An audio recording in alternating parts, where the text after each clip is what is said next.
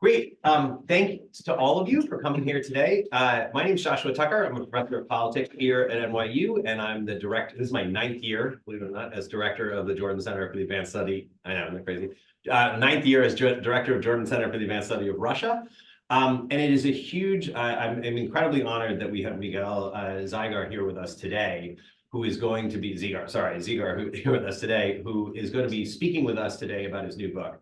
So he is an acclaimed Russian writer, journalist, and filmmaker known for his coverage of Russian history and politics.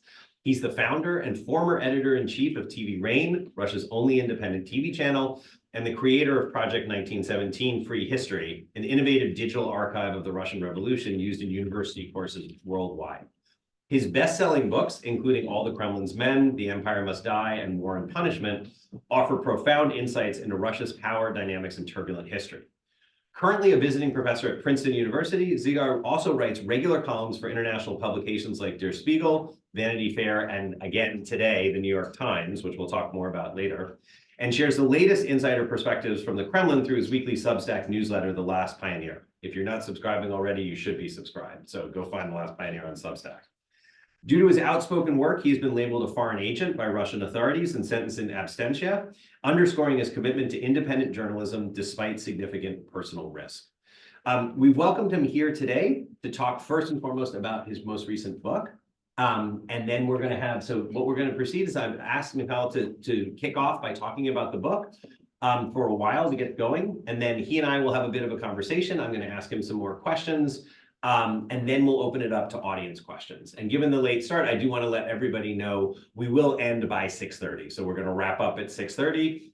If you can stay the 90 minutes, that would be fantastic. If you have to leave early, of course, that's always fine. But that's the plan. So we're not, so if you're planning for later, we're going to go until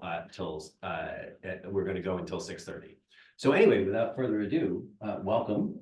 And it's wonderful to have you here today. And if you want to start by telling us a bit about the new book. I'm a bit humbled by your presentation and by the word new, because the book actually is not super new. Okay, newish. It was published last year, so it's not really old, but not exactly new. And yes, the book is called War and Punishment, and actually it was I should move somehow so everyone will see me.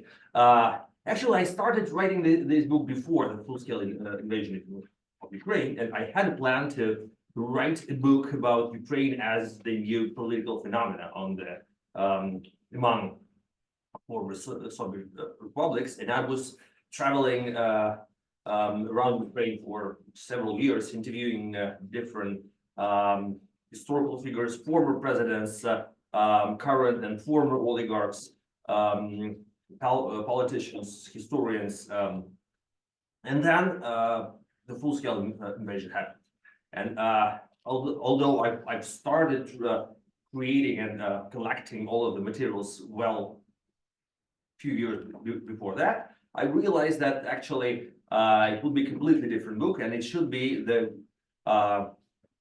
probably partially, that's my emotional reaction to, or analytical reaction to the invasion, because I came to the conclusion that it's impossible to write about Russian history, at least in the same way as we used to do before, because I do think that the beginning of such a war must change our attitude to the way how Russian history was viewed.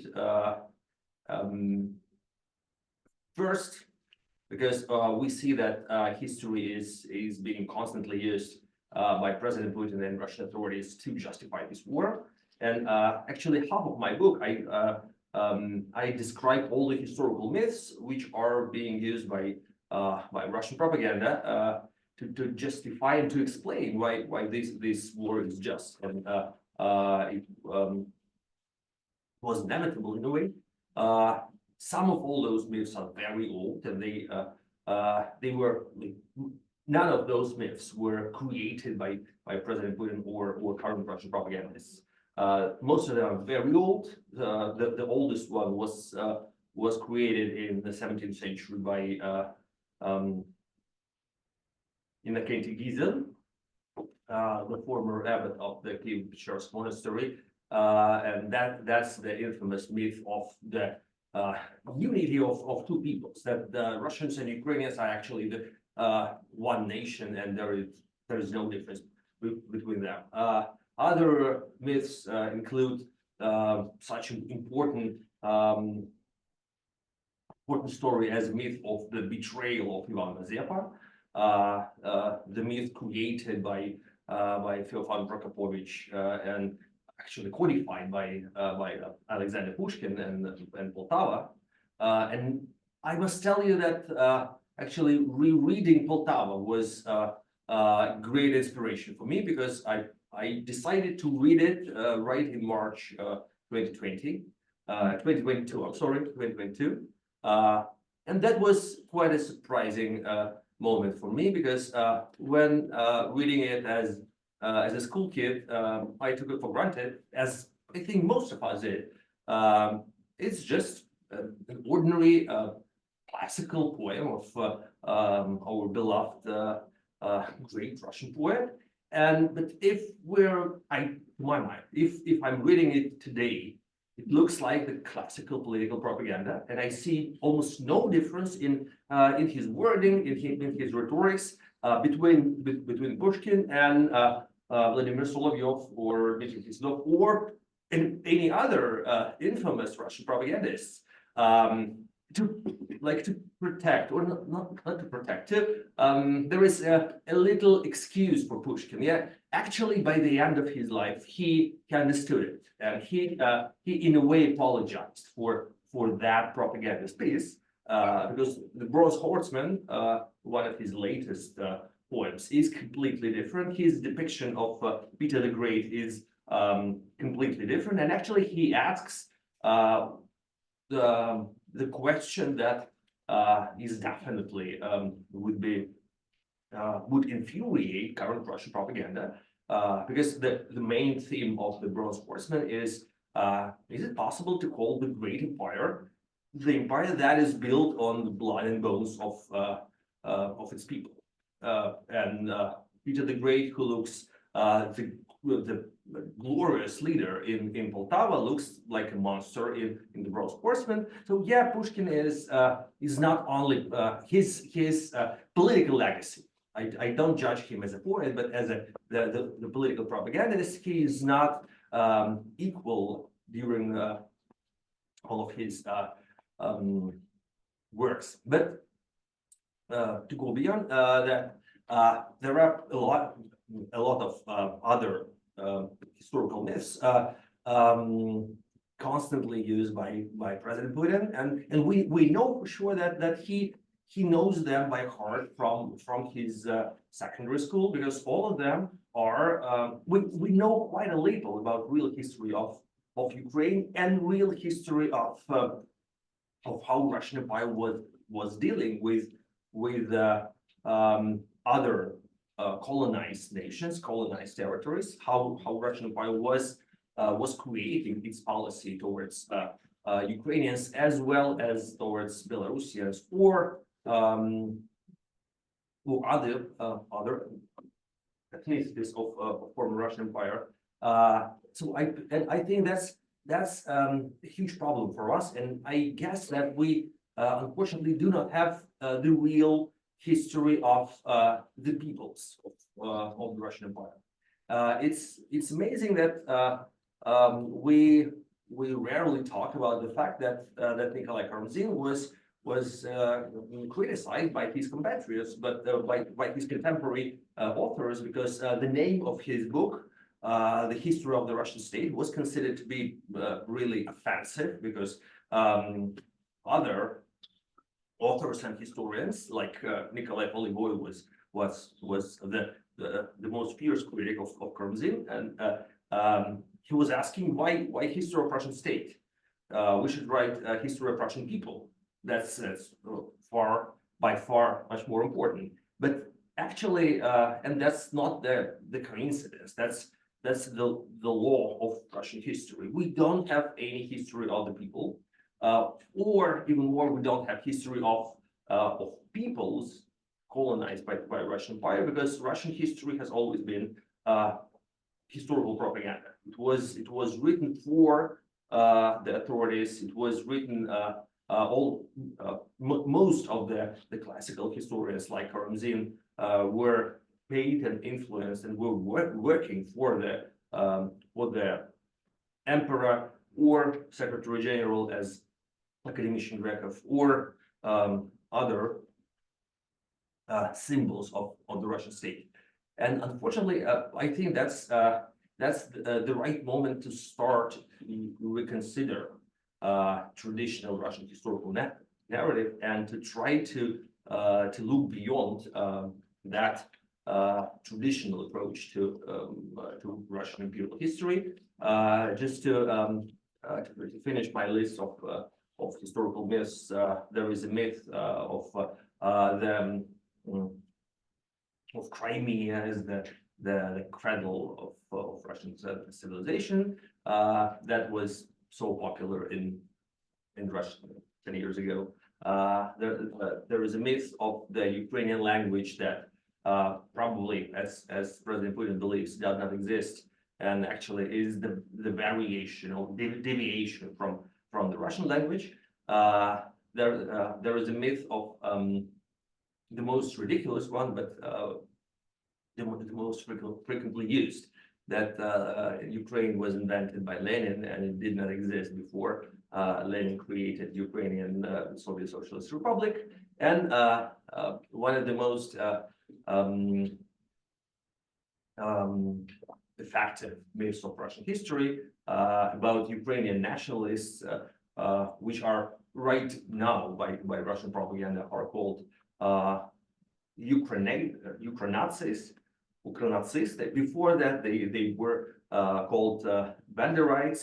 Before that, they were called Petlurites. Before that, they were called Mazepites. So usually they use the leader of that part of the Ukrainian people who was symbolizing the resistance against Russian Empire. And it was Ivan Mazepa, then Simon Petlura, then Stepan Bandera. But actually, only the first part of the book is the first and the shortest part of the book is devoted to analysis of those historical myths, because for me that was much more important how all those myths are used right now by propaganda, by politicians, how they influence real political decisions, and how Putin's policy towards Ukraine was changing during the last 25 years, how he was using or he was influenced by that historical mythology. And it's rather striking that during different periods those myths were used. For example, during the early 90s, when Soviet Union collapsed, partly due to the efforts of first Ukrainian president of Leonid Kravchuk, who was in the end of 1991 the person who opposed the Union Treaty initiated by Mikhail Gorbachev, and was probably one of the most influential opponents of the process of the Novagorod process. And in the end, he made it impossible, and he was the person who led to the Belovezh Accords and the collapse of Soviet Union. And it's amazing how he was compared that moment and like historically to Ivan Mazepa as that symbolic Ukrainian betrayal that led to the collapse of Soviet Union was constantly used by the way how it was portrayed by Russian media. That's a very important story. How Putin's approach to Ukraine was changing, and actually how Ukraine was changing him as a person and as a politician. Probably 2004 was one of the important turning points for Putin. I won't tell all the stories, but that story is probably an important one when the Orange Revolution became the real shock for him, and became the moment when he became much more paranoid, and it was seen perceived him as some kind of a smoking gun. He was persuaded that Americans are really trying to interfere and to impose their policy in the former Soviet Union. And actually, the story was rather ridiculous, because that was exactly the moment when the elections in Russian regions were abolished after the terrorist attack in Beslan. And a huge army of Russian spin doctors went to Ukraine to participate and to work for the presidential campaigns of Viktor Yanukovych and Viktor Yushchenko, and actually they were involved in both. And Putin was very involved as well. He was supporting candidate Yanukovych, and he was proving himself in Ukraine. He was addressing Ukrainian TV channels as if it was his own campaign. He invested a lot of money, and as you probably remember, as you probably know, the results of the first round of the elections were rather mixed. Candidate Yushchenko was slightly ahead by 1% or something, and then there was a short break, and the band, the army of those spin doctors came back to Moscow for a weekend, and that was exactly the moment when the presidential election was happening in the U.S. And that was George W. Bush against John Kerry, and there was the reception in Spasa House in the residence of the American ambassador in Moscow, and all of those people who were actually working on presidential election in Ukraine attended that reception. I was there as well, and I remember one of them, a very well-known person, who happens to be the grandson of former Soviet Foreign Minister Molotov, was sipping his whiskey and saying, "Oh, those Americans, they have presidential election today, and they still don't know who is going to win. We don't have such a problem in Ukraine, because we are sure that our candidate Viktor Yanukovych is winning." And obviously, in a week, it was not so smooth, and then there was Maidan, and then there was a very long stalemate, and then Viktor Yushchenko won, and that army that was fed from the Russian budget had to come back to Moscow and had to explain what was happening, why they kept reporting the presidential administration that everything was fine and everything was under control, and they could not do that. They could not confess that they had stolen everything, and they used all the budgets for their own pleasure. So they had to report that they did their best, but Americans did more, and Americans invested much more money and much more effort, and it was not about their bad work. It was about the American, because of American conspiracy. And yes, that has become the very crucial turning point in Putin's psychology and in Putin's approach to Ukraine, and that was a proof that Americans are trying to tear Ukraine from the Russian sphere of influence. And unfortunately, I think, in a way, we can blame some American, or at least one American, for that Putin's special approach, because actually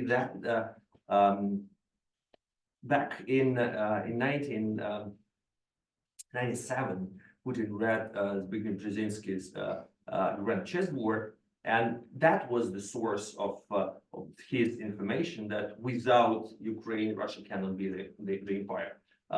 Grand Chessboard has become, in a way, the Bible for former KGB officers, and was the open source instruction what Americans are trying to do in the post-Soviet space, and it was very transparently written that Ukraine is the crucial part of the Russian Empire. So without Ukraine, Russia will never be able to become an empire, and that was a very clear conclusion for Putin and his team, actually, that the top priority in foreign policy should be keeping Ukraine under control, because that was going to be the main target for Americans. I have all that story of what was happening with Putin.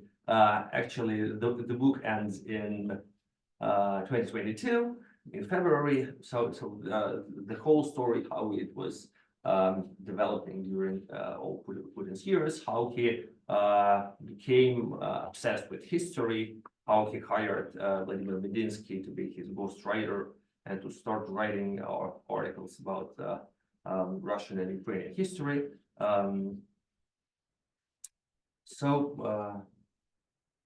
I should probably finish with some kind of anecdote. Let it be the anecdote of about Bender rights. Why Bender rights are so important for Vladimir Putin. Why he has no doubt that is the real evil, because he knows it from his childhood, from his youth. Because when he was high school student and then university student, his most favorite author was Yulian Semyonov.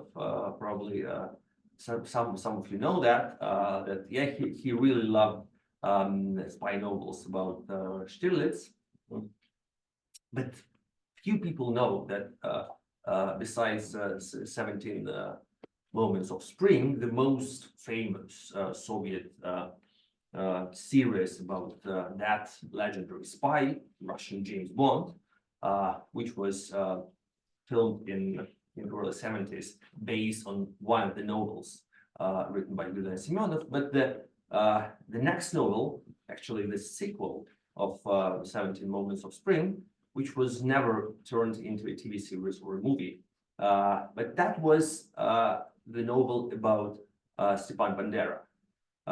And Stirlitz was fighting against Bandera, and Bandera was named the third card, and Bandera was like Dr. Evil was the symbol of evil in that novel was Stepan Bandera, and Stirlitz was the hero, the good force.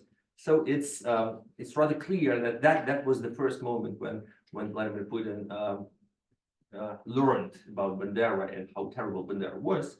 So he doesn't need any kind of additional information. He doesn't need any historical researches or other proofs. He knows that by heart. He was born and raised with that knowledge that the most dangerous evil is Bandera, because he read it when he was rather young man.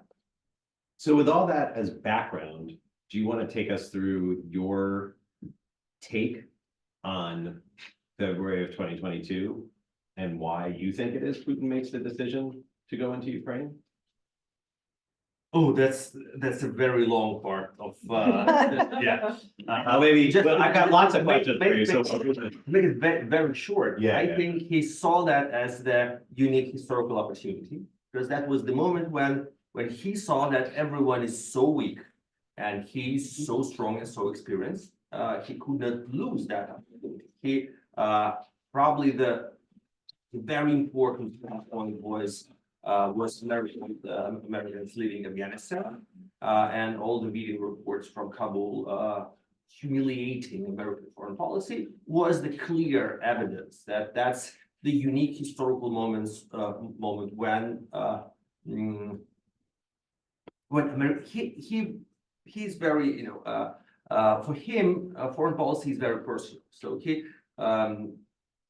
he judges foreign leaders to be weaker or stronger, and so that was the moment when he decided that Joe Biden was really weak in his approach. It was very important when Angela Merkel departed, because for him she was quite respected figure, or I don't know, feared, but at least she was the person it was not easy for him to deal with. And with Angela Merkel leaving and Olaf Scholz replacing her, with Boris Johnson as British Prime Minister, with Emmanuel Macron, who spent hours and hours listening to his lectures on history without any complaints. That was a very clear picture for him that he is the strongest, and there is the unique moment when there is no one who is going to oppose him. There is no one who can potentially answer. Yes, he was sure that it was possible to repeat the Crimean adventure of 2014.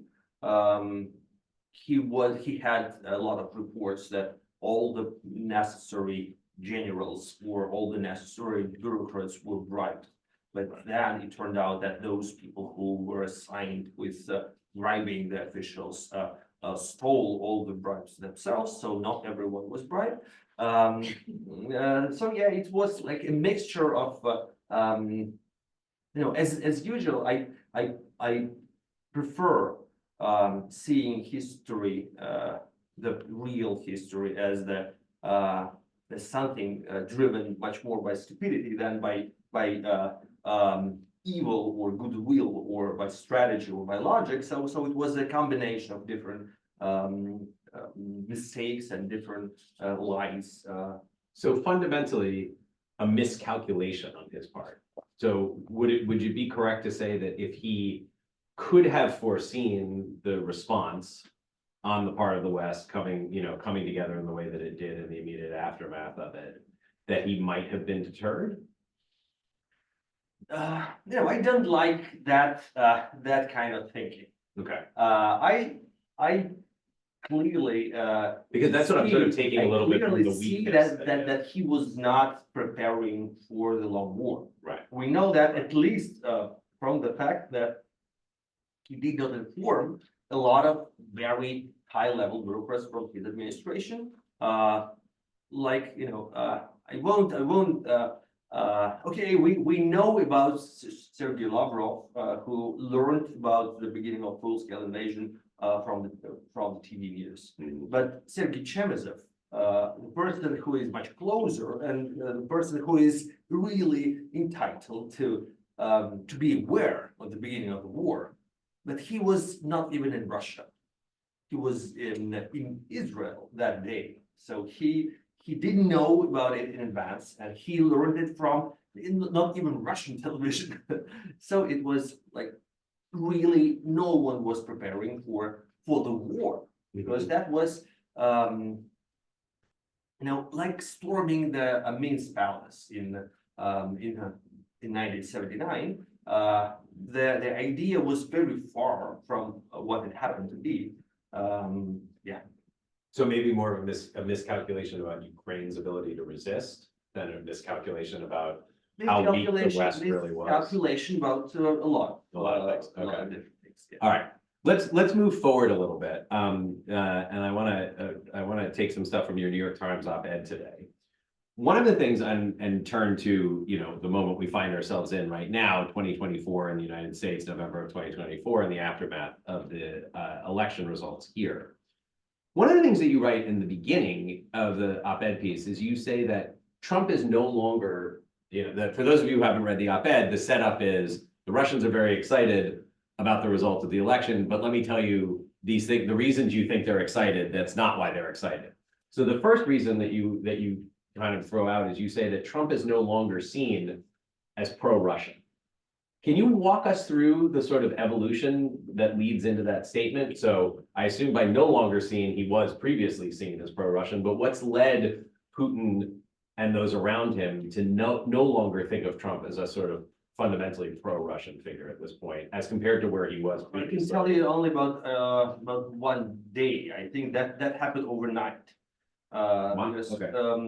yeah, and yeah, definitely he was not considered to be, yeah, he was considered to be more convenient figure, but as the number of sanctions, of new sanctions against Russia under his administration was increasing, not decreasing, it was pretty much clear that at least he is not going to be the best friend. But actually, the turning point was February 2018. That was the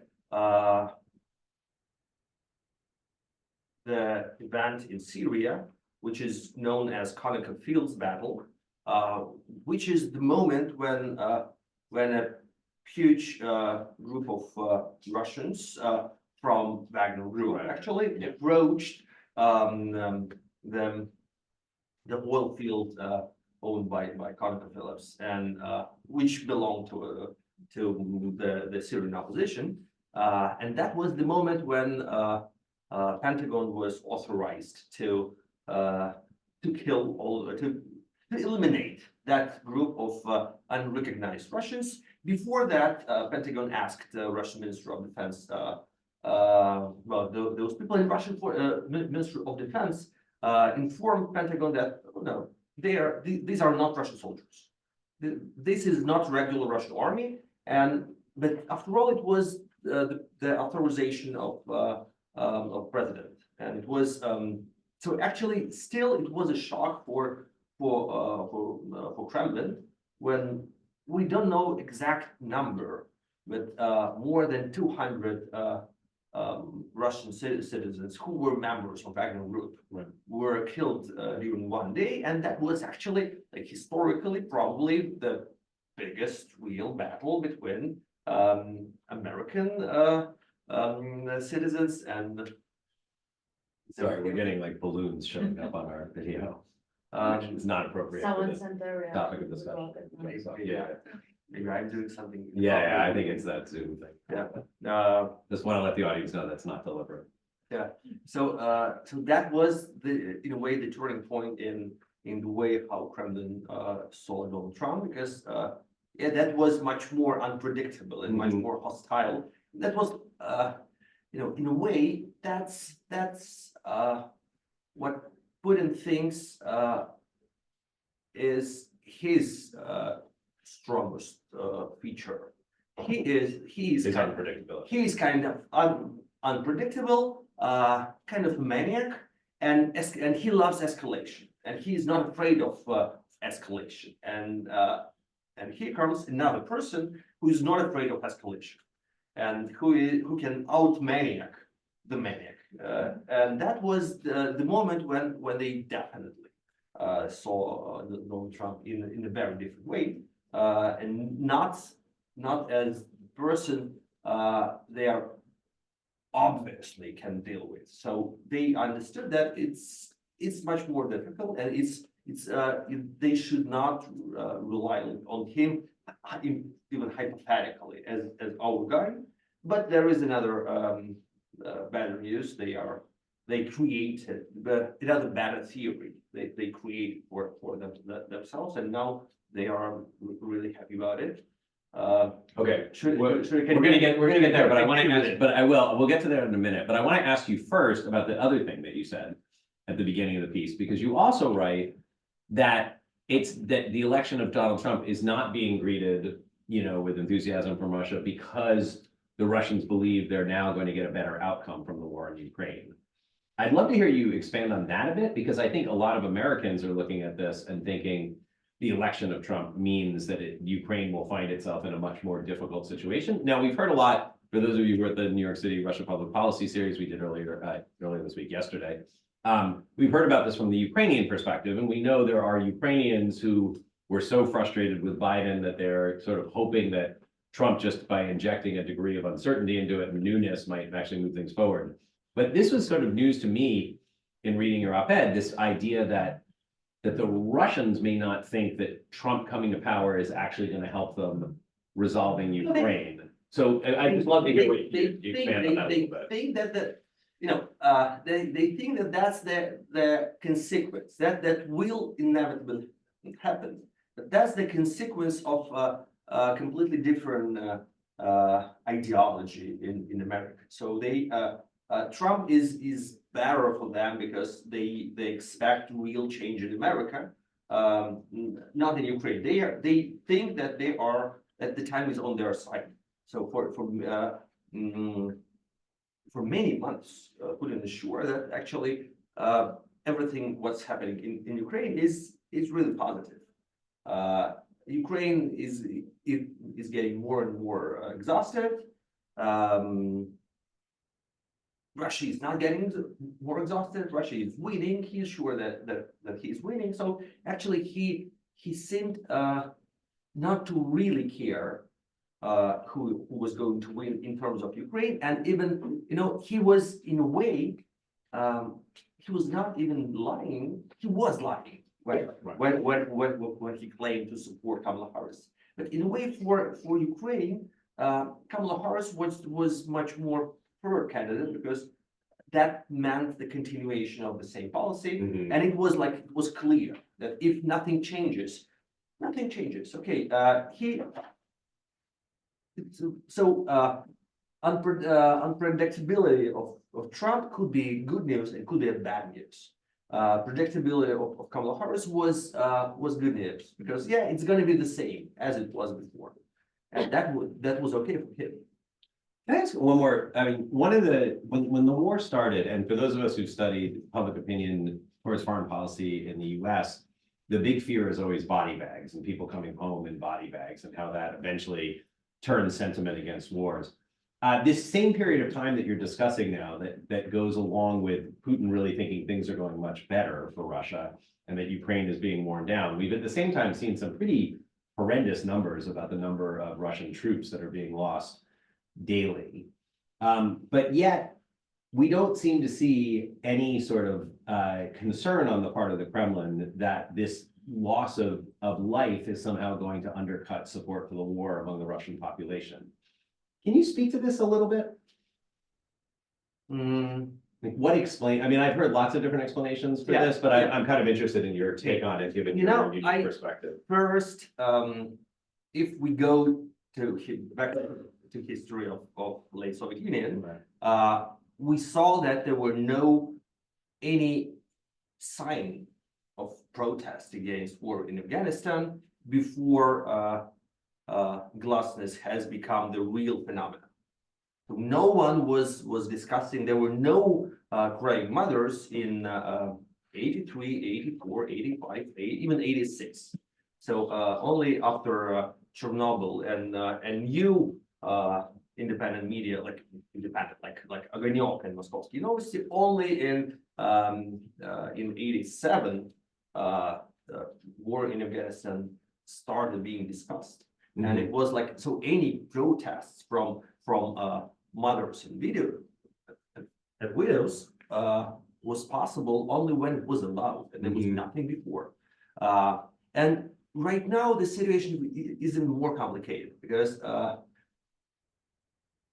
lot of people, most people who are going to the war, they are going voluntarily.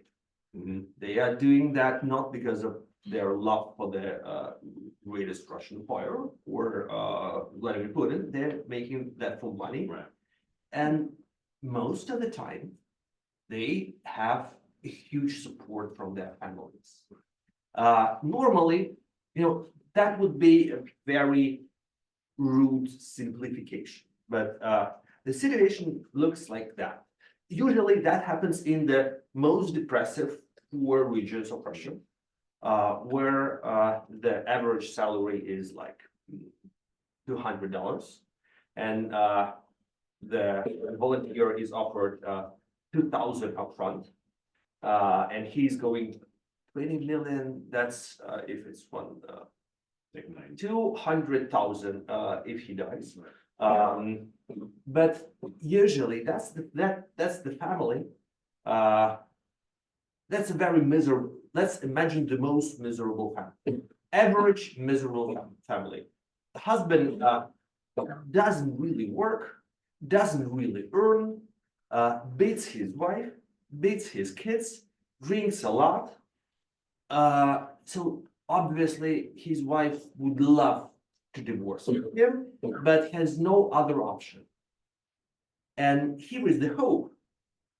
She can sell his she can sell her husband to the god of the war, to President Putin, and get a lot of money for that. That's much better than divorce. So in most of cases, those people who are going to the war for money have a lot of support from their wives, from their and I know a lot of cases when for example, soldiers were calling back home as prisoners of war, and wives were responding, "Who are you? I don't know you. No. My husband died as a hero, and we received the money. So I don't know you."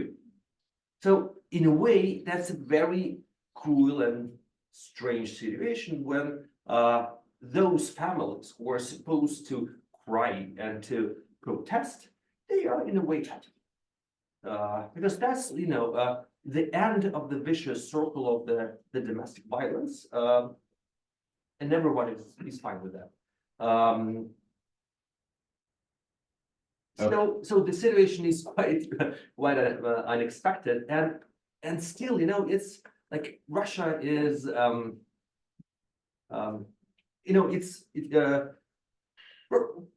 it's clear that Russia is a very cynical country, and it's very capitalist country.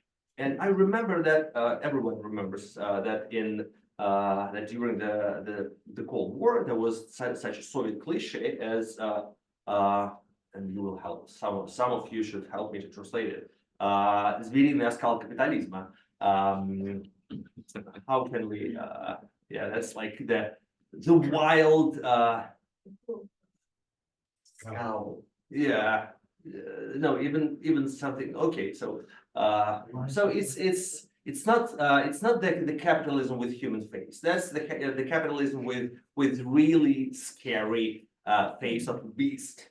And it looks like the official ideology of current Russian Federation. Yeah, it should be. Capitalism should be immoral and cynical, and that's the reality. That's how it should be. Yeah. We got the savage grin of capitalism. Someone on Yeah. suggested that. So you see, last question on this, and then we'll turn to the main subject we have had. But you see this as sustainable. Nothing is sustainable, and we know Russian that in Russia everything happens overnight. Right. And we would never say that. We always say that it's forever until it's over. Yeah. Okay.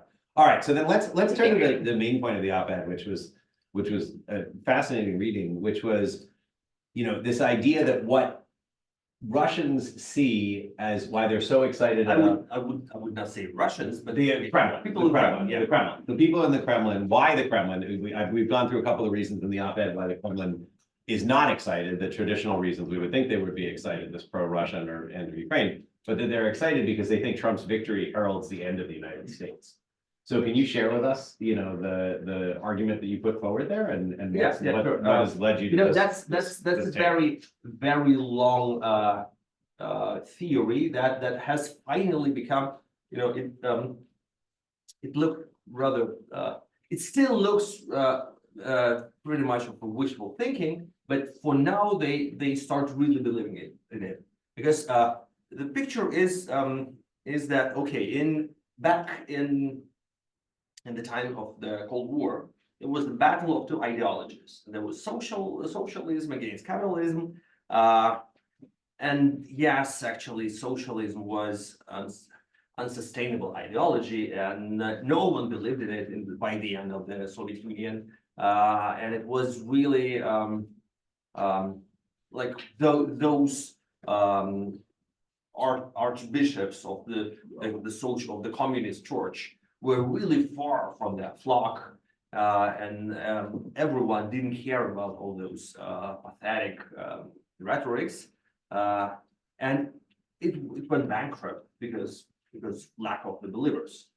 And the same way, they see that now it's right time for the bankruptcy of the American ideological system, and the liberal democracy, which was Western religion, which was Western ideology, and it was really strong when the Soviet Union collapsed, and it was really strong in the 90s.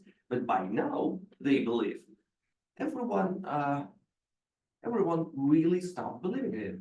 And the way the results of the presidential election in America, for them, is the clear sign that Americans are fed up with those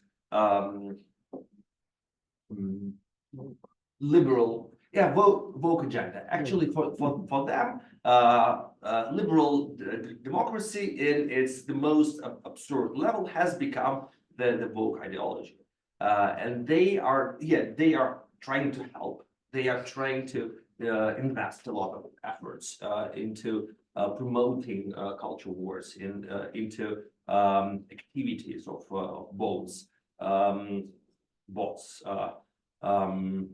putting much more fuel into that fire of arguments on Twitter and social media about same-sex marriages, about abortions, about transgender issues, and they believe that America is really close to the moral bankruptcy of its ideology, and as it is, and here is the person who can be some kind of American Gorbachev, because for them, for people with KGB mentality, who consider Gorbachev to be the worst political leader ever, narcissist, person who loves talking a lot, person who doesn't have a strategy, person who actually leads everyone into chaos because he doesn't understand what he's doing. But by the end, Gorbachev is kind of Russian leader who embraced Western values. And they see Trump as the Western American leader who embraced values of current Russia. And values of current Russia is cynicism, brutal and pragmatic cynicism. So it should be real capitalism without morals. Every country should work like corporation. Every dictator should have the right to do anything with his people he wants, as Elon Musk or Jeff Bezos can do with employees of their companies what they want. So any country should work like that. So Western countries should not waste time criticizing any other country for violations of human rights. It should be pragmatic, just like it should be just business, nothing personal and nothing ideological. They call the current ideological approach to be religious, outdated religious approach, and they see Trump as the person who would stop it, who would bring traditional ideology-based, values-based American political system to its collapse.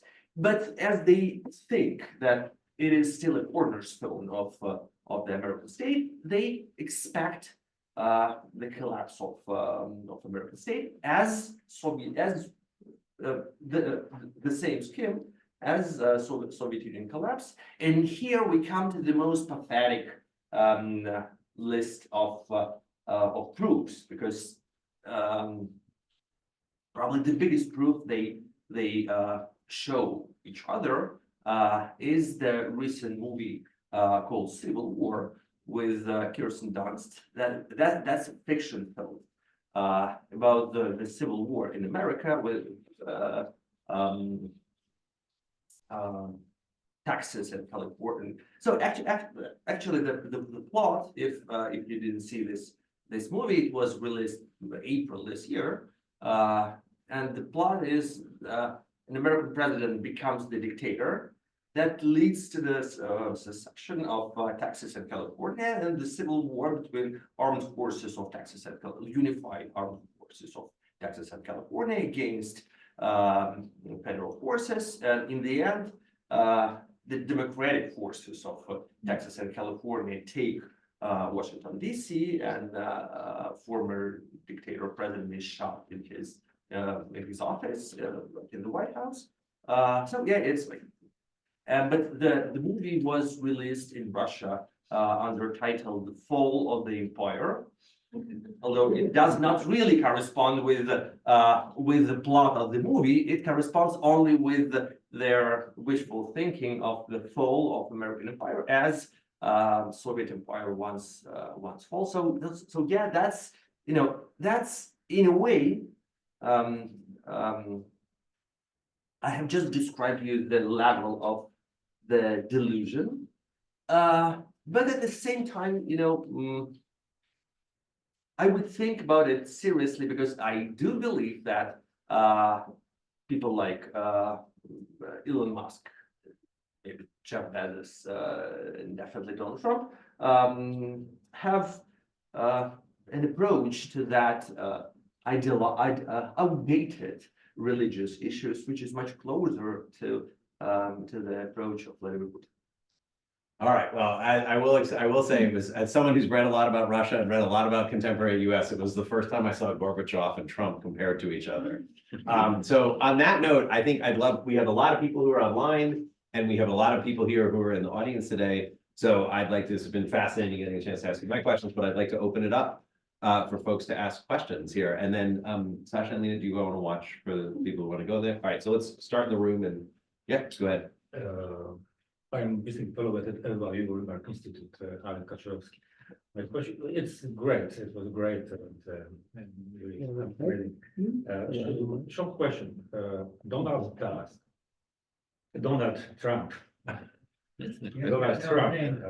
famously said that he could finish the war in 24 hours. I think everybody understands that it's not possible. But do you think that Vladimir Putin can end this war at all? Regarding that, what you told us sounds like the war is like inevitable or really necessary for this regime to function, for this society to survive, for this state to exist, and so on and so on. So if there is no war, what next? I agree with you. I think that he doesn't have an intention to end this war, because he started loving it. Just like in Stanley Kubrick's movie, he started loving the bomb, and now he cannot without it. He cannot live without it, because it's much better to have it than not to have it.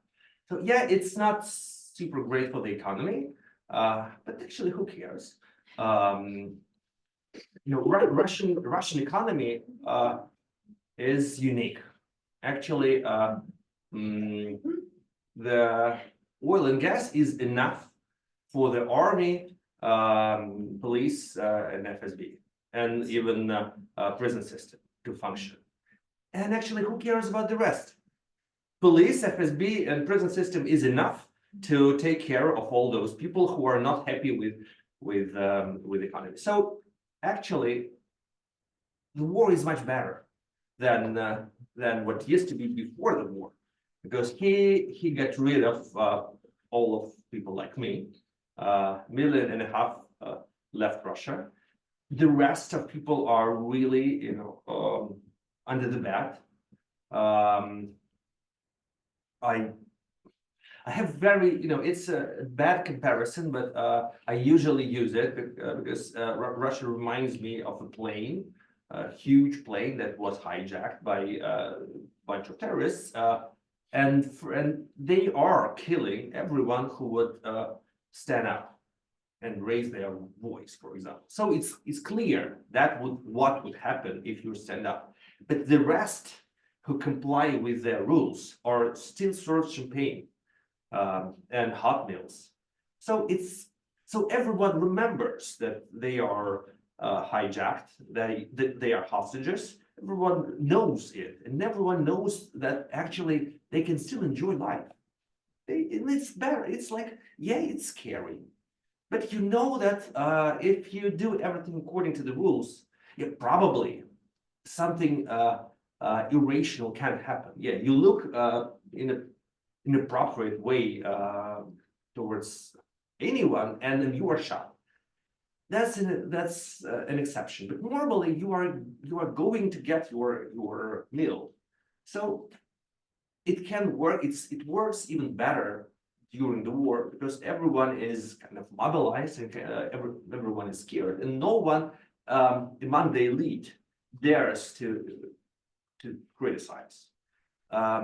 So actually, I do think that the war is going to continue till his, if I may, death, because he plans to be president till the end. And yeah, probably there is going to be some kind of pause in the war. He is fine with that to make the short, not short ceasefire, and then to continue something because it could be different. Like scenario could be different. Really, it could be some kind of an escalation. Escalation is the scenario of the escalation of this war is obviously liberation of Narva, I would say, or like short piece of land inhabited by Russian-speaking Estonians or Latvians, because that's a very great chance to challenge NATO. That's the way to ask if NATO is able to start the Third World War for the sake of 10 square kilometers of Estonia. That's the way how that's a nice joke. So, but yeah, I do believe that this war is going to continue. So I'm a huge fan of your books, and you obviously have amazing sources in Russian. So based on those sources, what do you think if and when Putin goes away somehow? Are like some similar Burdalak comes to power, or there's some hope for some more, like I wouldn't say moral, but people with more restraints come in and change things a little bit? It's hard to guess because people are changing. We definitely know that when the war started, everyone, including Patrushev, who is usually considered to be the person worse when that Putin, but now we don't care about Patrushev because he resigned. He is a pensioner. But when the full-scale invasion started, obviously everyone was shocked and everyone wanted to undo this. And all Russian elite, especially the Russian government. Russian government still consists of so-called systemic liberals. Russian prime minister is still a very liberal person. So technically, if Putin dies tomorrow, President Mishustin is Grigory Malenkov. He is ideal, and who, no matter who is new Khrushchev, probably that would be Sergei Kiriyenko, or Sergei Sobyanin. They are much more liberal. We don't know about Alexei Dumin, who can try to be I don't know who. I should not compare him to Berial, probably. But no, I do believe that they all know that they have lost quite a lot, and they were not dreaming of that picture. So they even Putin in his tremendous speech last week. It was a huge celebratory speech in Sochi at Valdai Forum. It happened right next day after Trump was elected, and that was like his vision for the brand new world. He was actually it looked like as if he was talking to Trump directly, and he was like talking about that pragmatic approach and like openness without politicization. Openness, you know what's that? Drop all sanctions and stop criticizing anyone for human rights violations, and let's trade. So even Putin wants sanctions to be gone. So, and all of them want it much more. So I don't see the possibility for something worse. Probably I'm still trapped by that death of Stalin scenario, because I cannot think of anybody worse than him. Sure, yeah. Andrea, on Zoom, you can unmute yourself and turn your camera on, and or do we have to unmute? I have asked her to unmute. Okay. I'm trying to turn on my video, but the host stop. Okay. That's fine. Can Can you you- speak can a you hear little bit louder? Yeah, can you hear me? Yes. Okay, great. Yeah. Zdravstvuyte, thank you for this wonderful talk. I have a question about the Russian exile community that you mentioned, that the 1.5 million that fled since February 2022. I have a friend in St. Petersburg who often complains to me that the Russian exile community, largely in Europe or North America, that they are increasingly disconnected from what's happening on the ground in Russia, and that it's in question whether they can, the longer they're outside of Russia, the less credible it is, or the more difficult it is that they can claim to speak credibly on behalf about Russia or for Russia. I know this is certainly the case for Chinese dissidents, like dissidents who fled China and they live in the US, and for like, 15 years. And, by the end of that, they're totally, in the West, and they can no longer speak credibly for what's happening in China. In the beginning, maybe they could. So I'm just curious if you find it challenging. I mean, it's only been 2 years or 2.5 years since February 2022. It's not 3 years, yeah. But I'm just curious if you find it challenging to continue to keep to be the voice of what's happening, to relate to us what's happening in Russia if you're not there, or if it's, or is it because the digital world. In our digital age, it doesn't matter that you're not there. You can just make up for it by, Skyping and Zooming and everything. Спасибо. Thank you. That's a very good question, and we discussed it a lot. Actually, I don't know why. I don't know what is that. People are disconnected. Yeah, everyone is disconnected from everyone. So that's we hear that a lot. And that means that people are frustrated. Here in this country, we hear a lot people from different states saying that that people in DC are disconnected from the people, although they live in the same country. But still, that like when people are frustrated, if they don't feel that anyone hears them, knows them, or maybe they even do, but they are just not happy with the way they are represented. They say that, yeah, there is a huge gap between us and the establishment in DC, or the same way. Yes, obviously there is a gap, but there is the same gap between people who live in Russia and people who live in Moscow. I'm sure that distrust, and I don't know if it's hatred, but probably it's something close to that, between people who live in Russia and the Moscow elite is the same.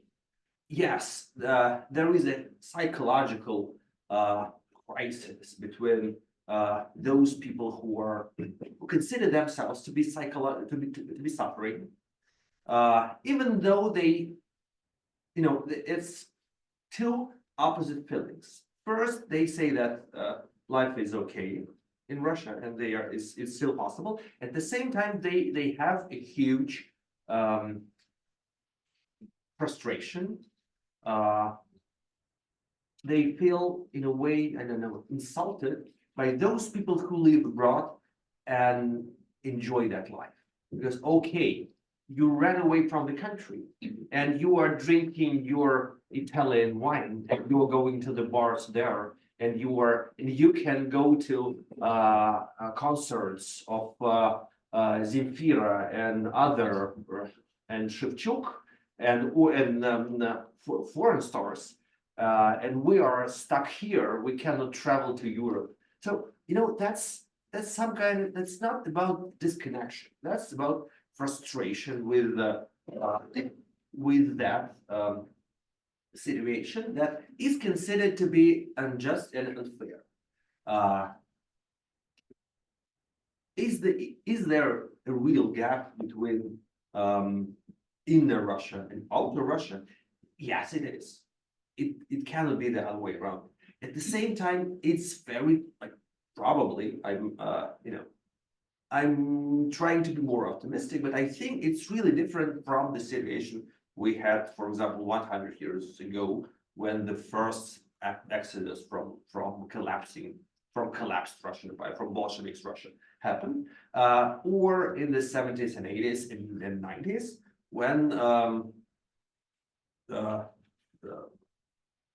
another waves came out of Russia.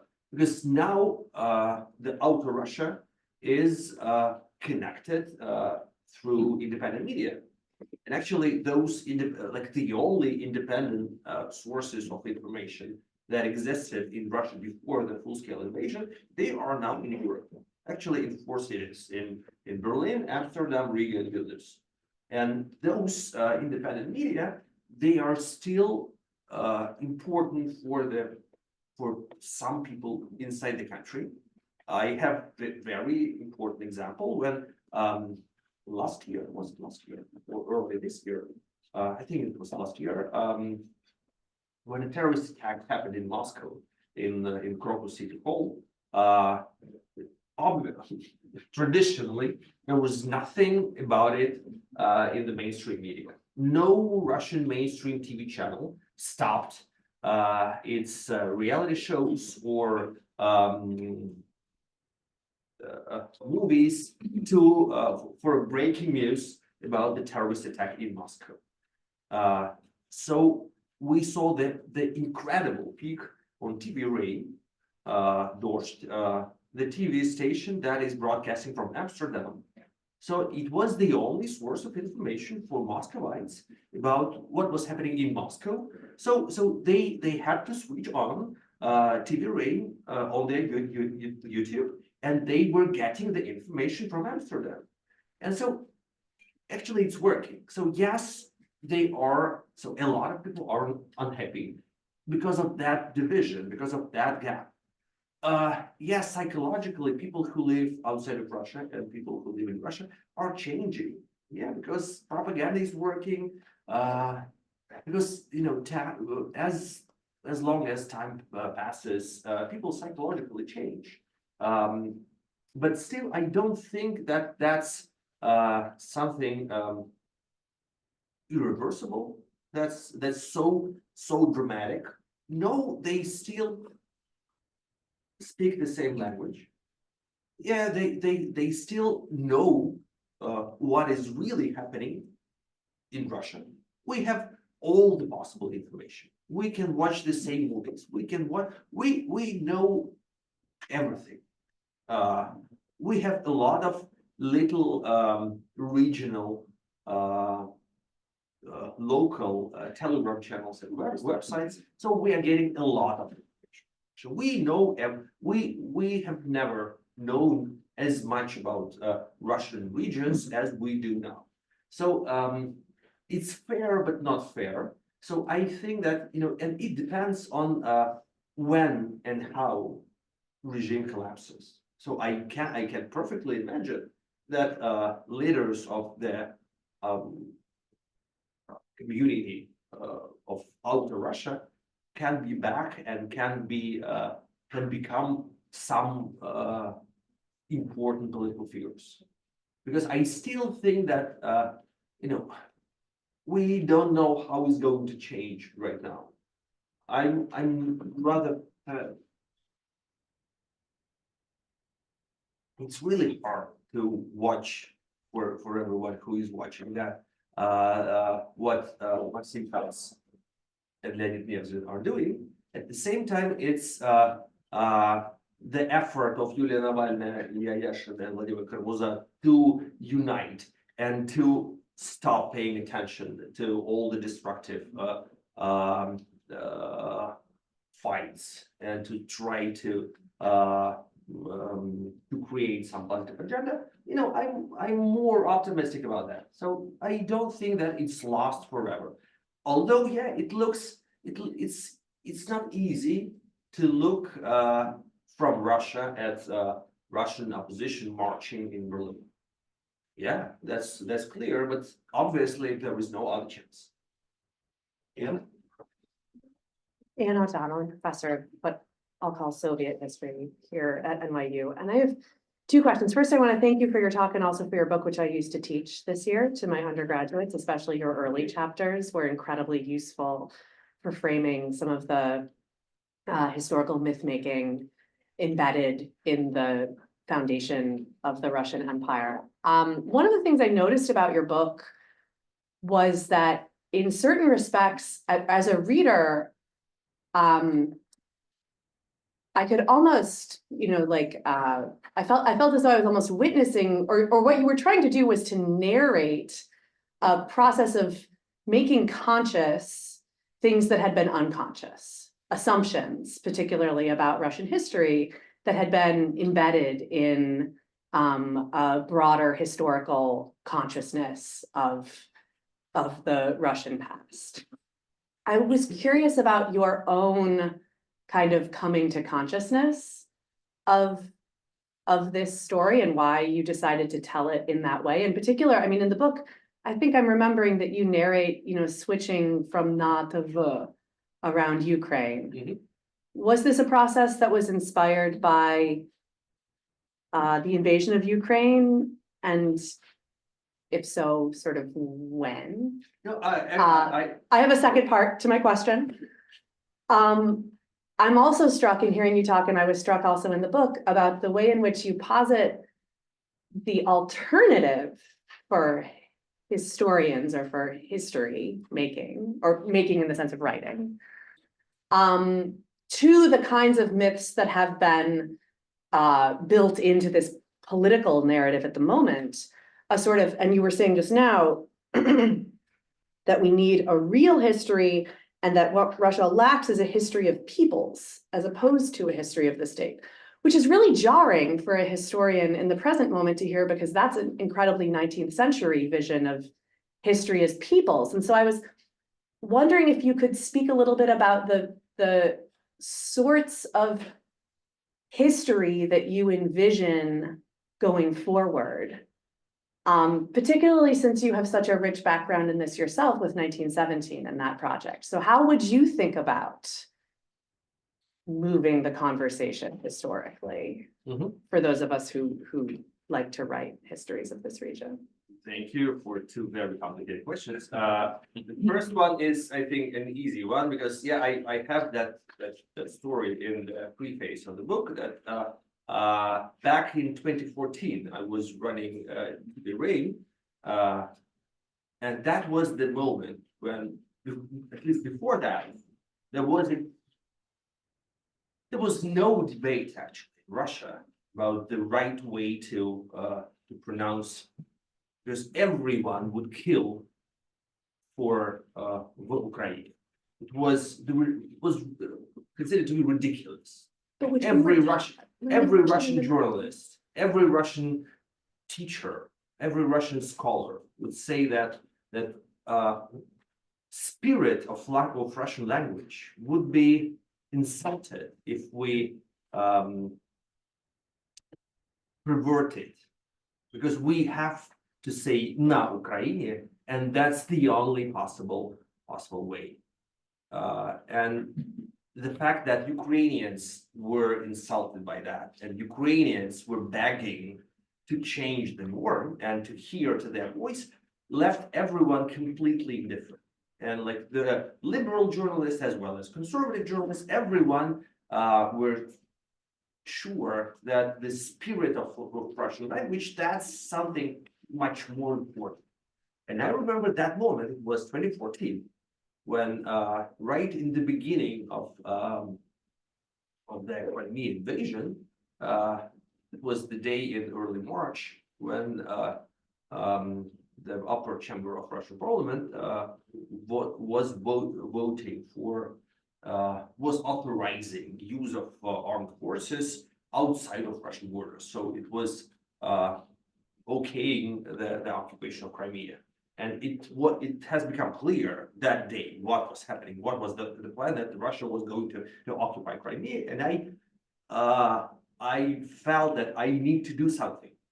And I wrote the letter for all the journalists of the TV channel saying that, the only thing we can do right now, today, we must stop saying na Ukraine, and we must start saying v Ukraine, just to show our support for Ukrainian people, because that's the act of violation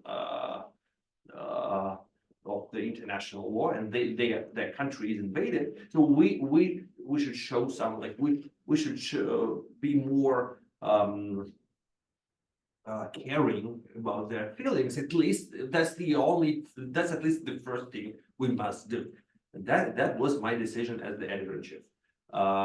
It was, and I think for me it was very symbolic, because I came to that understanding that probably we really for many years didn't care about the way how other peoples look at our history and their history, because we had some kind of the arrogant intellectual monopoly on our way of seeing ourselves, and we actually didn't care about. Sometimes we did a bit, but not all the time. And moving from this to your second question, I'm actually speaking. If I said real history, and if you are really quoting me, I beg your pardon, because I never wanted to say real history, because I have a much more humble person. I don't think that I can write real history, but I'm speaking about different historical narratives. And for example, here in this country, about 10 years ago, a huge effort was there was a great institution created in Washington, D.C. called the Smithsonian Museum of African American History, which symbolizes possibility of completely different historical narratives. Which, there is a classical narrative through the eyes of the founding fathers, but here is another possibility. And we can watch the same history through completely different point of view, and they can coexist. Speaking about Russia, we have to think about different points of view. We have to think about different historical narratives, because to my mind, the classical historical narrative with Mongol Tatar yoke, for example, that's just pathetic. Come on. Tatar people are citizens of Russian Federation. They live in Russia. How can we have history that it has codified the fact that some part of the population of country are vilified? They are considered to be villains in the whole course of Russian history. How can that be possible? how can Golden Horde not to be considered part of Russian history? Because like the territory of that empire is located mostly on territory of current Russian Federation, and its capital is close to current Russian city of Ostrov. And so how can we consider it to be a foreign evil force and not to care about their point of view? Actually, I think they deserve to have their own. We must include them, as well as, for example, so why focusing on that artificial historical narrative that starts in Kiev and then magically jumps to Vladimir and then magically jumps to Moscow, and ignore Novgorod Republic, for example, or ignores Khazar Kaghanat, which is like a great culture. We don't know quite a lot about it, but it's like a huge civilization, mostly located on the territory of current Russian Federation, with capital that was located not far from city of Makhachkala. So we have a lot of parts of Russian history which have always been ignored. Colonization of Siberia is like a taboo, because the word colonization is forbidden in Russian history, because obviously you should not say that Russia was a colonial empire, because colonies are something beyond the ocean. Only British Empire and French, they had colonies. Russia did have. When I'm speaking about about new historical narratives, I don't think that's the 19th century approach. I think that's very 21st century approach about trying to pay attention to other people's pains and traumas and their perception, their point of view. Yes. Thank you for your talk. I think it was very interesting, and I appreciate it. I am not a student.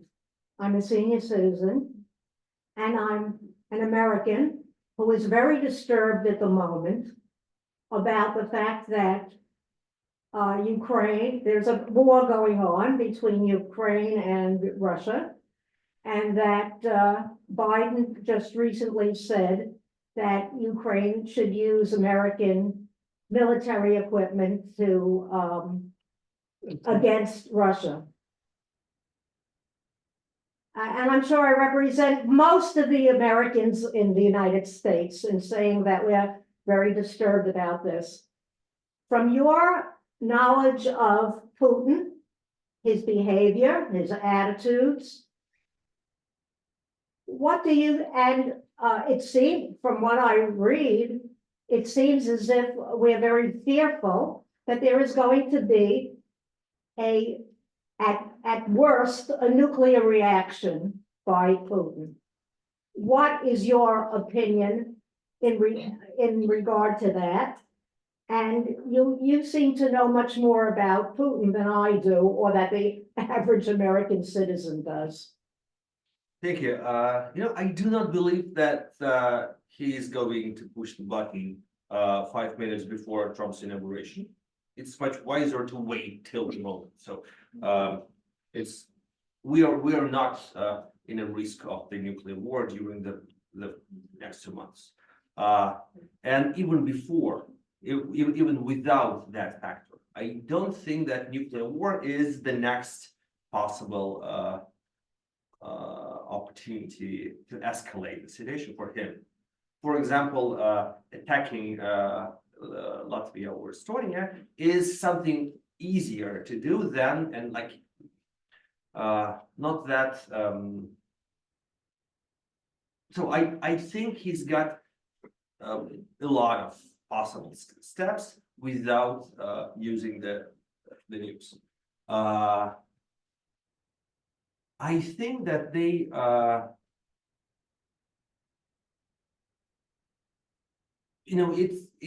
that Biden's decision is clearly is a part of the next deal or the next negotiations that are going to start or probably have started. So it's clear that it's not the new American policy. That's the policy of the outgoing administration, and it would last for 2 months. That's the part of the jigsaw that they will of the roadmap they are going to use when they are going to demand to negotiate with Donald Trump and Elon Musk. Well, the way to stop this war in 24 hours. I do not believe definitely in, so that there is only one possibility to end this war in 24 hours, to tell Volodymyr Zelensky, give up immediately. And that's the only thing that is possible to do within, so yeah, and it's not clearly it is going to work. I don't think so I think that some kind of escalation is possible. I do think that you know the upcoming winter in Ukraine is going to be tough, and I think that they are going to continue torturing Ukrainian people, dismantling all the infrastructure, destroying everything that would prevent Ukraine from humanitarian catastrophe. And that's the obvious scenario for the next months. And I don't think that the possibility of Ukraine to use extra weapons would change the situation. But the new attacks would be kind of justified by as a response to that hostile policy, but it's the same. Thank you. Well, it's hard to believe it, but 90 minutes have gone by already at this point at 6:30. I see we have a couple of hands. Can we go 5 more minutes? Yes. Okay, we can do 5. Why don't we do, and I saw a hand on the thing. Let's take all the questions and then give you a chance. I need to listen to the Yeah. question of Professor Budinski. Yeah, so let's take the questions that are there, and then, so we have Nathan online. Nathan, we'll come to you at the end, but we'll go 1, 2, 3, and then you don't answer until we get all 3 of them, and then we'll give you the last word. Because I do want to be conscious of your time and conscious of every time. Write them down. Professor. Yes, thank you. I'm Oleg Budninsky, Pullman Center Fellow at New York Public Library this year. Well, but actually, 2 words in defense of Russian historiography. Actually, there's a huge historiography of people, of people's historiography, and let's say Russian historians of 19th century were not consist only of the state school, and we had, Vasily Ключевский, who with his statement that государство пухло, народ херел, that state became stronger, people became, down, and so on and so forth. But I'm continuing. I fully agree with you, with your statement that actually there is no people's history, mostly of Soviet period. And you mentioned the mythology of, representative of Ukrainian history.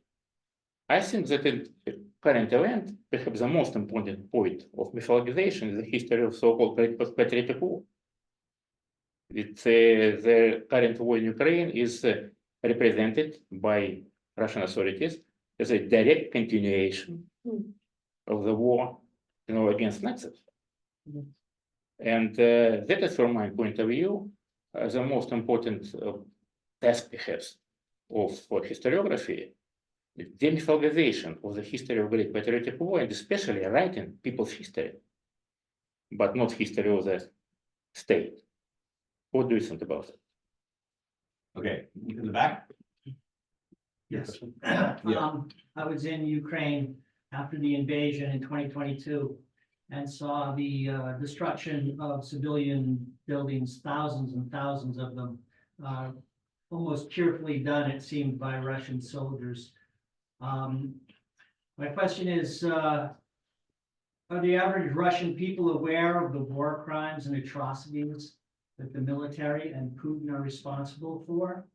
And would they have any impact with such opinion in bringing the war to a conclusion? Naively, and a poor comparison, as an American, I'm old enough to remember the Vietnam War, and the people played a big role in ending that war. And when we did atrocities such as at My Leg, Lieutenant Calley, that was a turning point. And American opinion mattered. I know it's a poor comparison, but will average Russians have any say in the end of this war? Okay, and then the last question is from Zoom, Nathan Fletcher.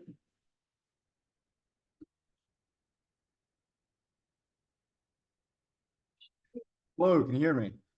Yeah, we can hear you. So recently President Zelensky has been going on about his peace plan proposal, and he's been kind of secretive about it. So I would just like to hear if you have a prediction on what you believe that would entail. And that's my question. Okay, thanks. So this will be the last round of questions, and now I'm going to turn it back to Mikhail for a final word. I would apologize and would not answer the last question, because somehow, as I'm a Russian citizen, I think I don't have moral right to criticize initiative of President Zelensky. About the question of Russian population. Now, if you use the example of Vietnam, actually we had the same episode in Russian history. That was in the 90s, when Russian free media were covering war in Chechnya. All the atrocities made by Russian troops were visible, and they were well known for Russian audience. The war in Chechnya was hated by majority of the population, and everyone was demanding it to be stopped. So it was quite the same what happened here in the US, but we don't have the same situation with the war. As you know, journalism is criminalized. You cannot call it a war. I was sentenced to 8.5 years in jail in absentia for exactly this crime, for calling it a war. So there is no coverage in Russia by the Russian media in Russia of this war, and that makes the comparison with a parallel with Vietnam not really relevant. But there is another dimension of this question, because obviously there are independent media in exile, and they are still available for people in Russia.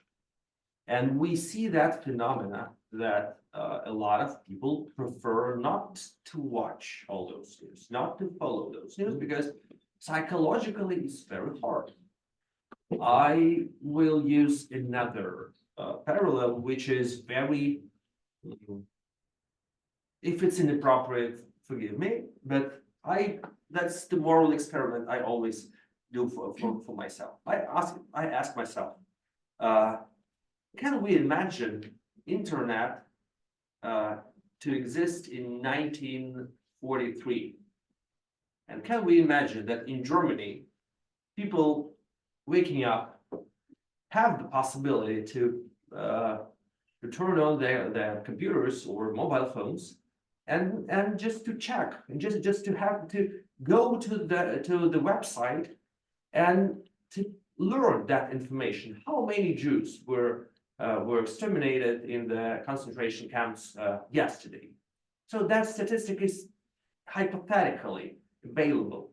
Do we believe that people would do that?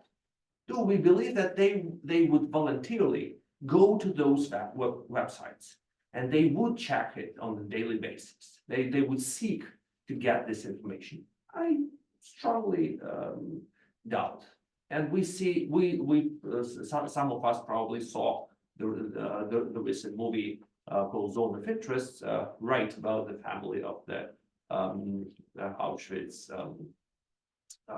commander, commandant. So I think that's psychologically very natural. If people know that they are in a way complicit, they would psychologically prefer not to get this information. Yeah, they suspect that probably something is happening, but it's moral torture in a way. That's like some we know that 10 to 15% of Russians consume content from the independent media in exile, and that's huge amount of people, because that's like to live in Russia and to torture yourself with that information. That's some kind of masochism, because you live there, you know that your country is fascist, and you want to know that. You know that you cannot protest, you know that you cannot fight against it, but you still you think that it's important to be aware. So I do not expect Russian people to uprise and to use their knowledge as the powerful tool against the regime.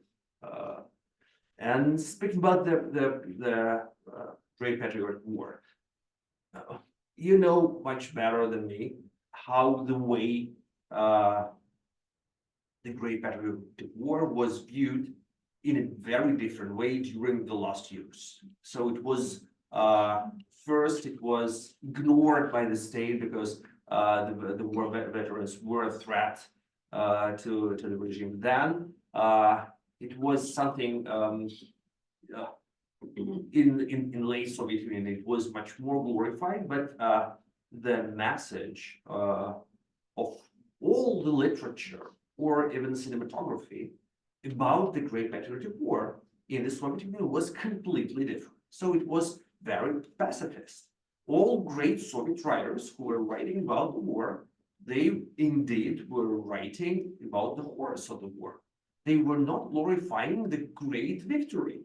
They were writing terrible truth about the war. All the greatest Viktor Nekrasov, Vasily Bykov, Viktor Astafyev, and more and more and more and more. We like Soviet literature has a lot of examples of tremendous humanist anti-war works, masterpieces, and that was the main message of how that war was portrayed in the 70s, in the 80s, and it's amazing that that the whole tradition was completely forgotten. So everything what is being said about the war right now has no roots. It's completely fake. And we have Vladimir Medinsky, who states that it should be fake. We do not need facts. We do not need any historical truth. We need like alternative facts, which are better, because we need propaganda, and so we will invent. And I do think that it's not that tragic, but it's the secondary fact. So I do believe that the way how the Second World War, which is also very very paradoxical, the way that in Russia it's still the Great Patriotic War, and the fact that during the first years Soviet Union was an ally of Germany is not known to anyone. But I do think that it will not last and after the collapse of the regime, because it's that propaganda is not enduring. It will collapse with the regime, because all of the works of Russian literature or all the greatest Russian movies, Soviet movies about the war, everything written about it, except for that rather mediocre movies made during the last 5 years. I don't think that they would turn the course of Russian culture, and that those pieces of propaganda would remain as, you know, well-known, groundbreaking masterpieces. I do not believe that that's going to change the perception.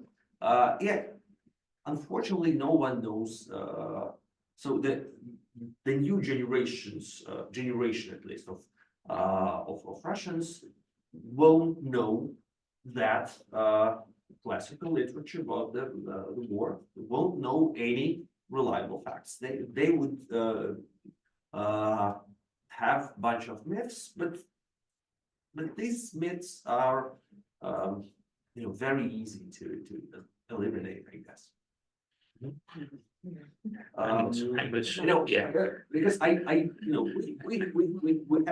we have political regime as the guarantee for a lot of things. And actually the biggest myth, the most effective part of Russian propaganda for now is the idea that it is the war with the West. It is the idea that I don't think we have no proof that people buy the concept of Ukraine Nazis, and the word denazification disappeared completely from propagandist discourse. But people really start believing that the West hates them, and it's like, yes, it's prejudice from the West, it's prejudice from America. Everybody hates us. That's what they feel, and they are getting proofs about that.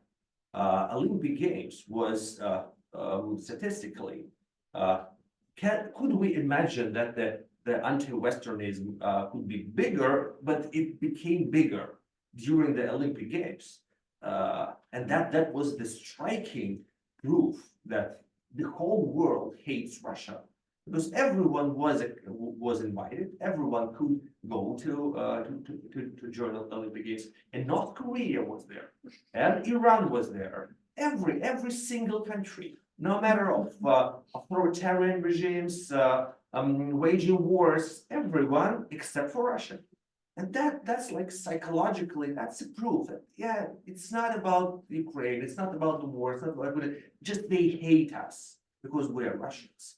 And unfortunately, that's the myth that is becoming popular, and it's like the only part of the propaganda campaign that is working. I think that's quite a bad argument to finish with. But yeah, it's that situation is rather troubling. Well, Yeah. on that note, we've been Mikhail's been going for an hour and 45 minutes, so I think we should all, before everybody leaves, take a chance to thank him so much. Thank all of you for joining us. Late on Tuesday evening. Thanks everyone for joining us online, and for all of you who were here beforehand. And keep abreast. We've got lots more programming like this at the Jordan Center coming up. So you can always find us on our website. And for those of you who are not on the mailing list, you can sign up for the mailing list to get Talk trace of our about the events. Second World War tomorrow, Josh. Oh. Tomorrow at 12:30. Tomorrow We're at talking about the show in Transnistria and other places. Okay, so tomorrow at 12:30, you can Heck be yeah. here next time. All right, thanks so much, everybody.